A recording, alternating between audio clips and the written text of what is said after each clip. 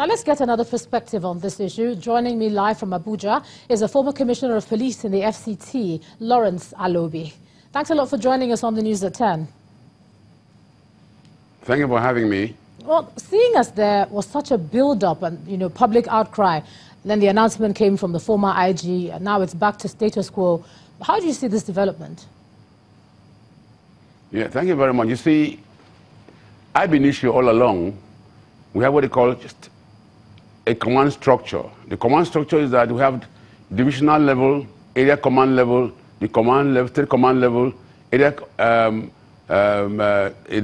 zonal command level, and of course the force headquarters. And these are levels of command and control that is based on ensuring an effective supervision of the men and effective deployment based on need. So when units are being proliferated, multiplicity of units in a particular command, and those units are said to be pay allegiance or loyalty to the center, which is the IG's office, it's not too good for administrative structure and discipline, because in security operations, supervision is key and central. You need to supervise the men effectively. You need to accompany them. You need to ensure that you know what they are doing, that their directives and instructions are being carried out to the letter, and they're doing what they ought to do in line with the rules of engagement. But when a unit is in a command and taking instruction directly from the IG, and the Commissioner of Police, who is supposed to, in line with the Constitution, in charge of a particular state command, has no control over such a unit. It's not too healthy for discipline, for operational effectiveness, and for coordination of security operations. Okay, let me just ask you, because my initial question to you was, you've explained what the structure was before and why you want it the way it is, but have the issues that brought about the public outcry in the first place, including allegations of impunity, corruption, high-handedness, etc., that was the reason why the former IG decided to do what he did. Now, has that been sorted out now that we've said back to status quo? Yeah, that has been addressed now. The present IG has already directed all state commands. They're going to be training on democratic policing and security management in all zones of the Federation. In fact, today in Abuja, it took place today in Abuja and Lokoja, and on the 4th and 5th, it's going to take place in Calabar and Lagos and in all the zones. So, and the subjects, the topic, the themes for that need to be addressed is emotional intelligence. How? Because the emotions are key. A police officer is dealing with situations that require management of emotions. And when you cannot manage his emotions or other people's emotions, you see him behaving very peacefully and behaving not in line with the law. So, and also the program emphasizes on the role of the police in promoting human rights and protecting human rights. Human rights is also key, because police are not policing animals, they're policing human beings. Okay, so will their actions and policing.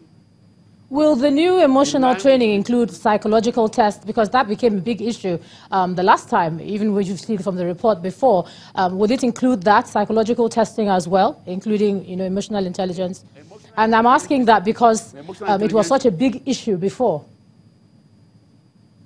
Emotional intelligence is a psychological component that when you are able to manage your emotions and manage your emotions with other people, is that understand that intelligence where you have to understand your emotions, other people's emotions, is a psychological component of policing. And when you apply emotional intelligence in policing and law enforcement, you're able to control your emotions, you're able to understand when to act and know when to act, when to apply force or minimum force, and when to persuade. So these are the extents of using empathy, using compassion, using those social skills in controlling situations. So that emotional intelligence, which is key and central, is a new component that has been introduced in the police force now, and the present IG has ensured that has to be emphasized. Human rights protection, and also to manage situations, because how to manage crisis situations without going unnecessarily outside the law.